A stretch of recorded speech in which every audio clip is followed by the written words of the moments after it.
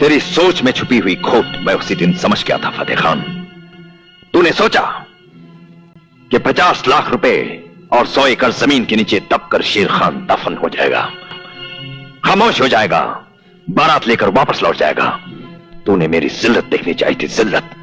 इसीलिए हक मेहर का ढोंग रचाया था तूने। बाप होने के नाते अपनी बेटी के लिए हक मेहर मांगने का हमें हक था। तेरा जो हक था हमने अदा कर दिया।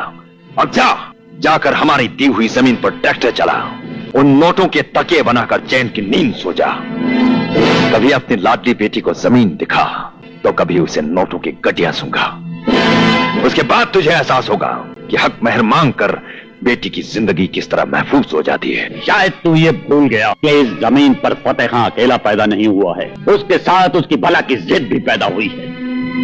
कहीं मेरी जिद किसी जिद पर आ गई तो अपनी बेटी के रास्ते में पड़े हुए बेशुमार कांटों को तो मैं अपने दामन में समेट लूंगा, लेकिन तेरे रास्ते दहकते हुए अंगारों से भर दूंगा। इतनी बुलंद आवाज में ना बोल फतेह खान, इतनी बुलंद आवाज में ना बोल। आवाज तो तेरी एक दिन मैं नीची करूंगा। शेर की तरह गरजने वाला बिल्ली की जबान बोलेगा। तुझे फतेह खां की दहलीज पर सर झुकाकर, नाक रगड़कर मेरी बेटी फिर से मांगनी पड़ेगी। तेरी बेटी को हमने मांग भी लिया, निकाह भी किया, अपना भी लिया और छोड़ भी दिया।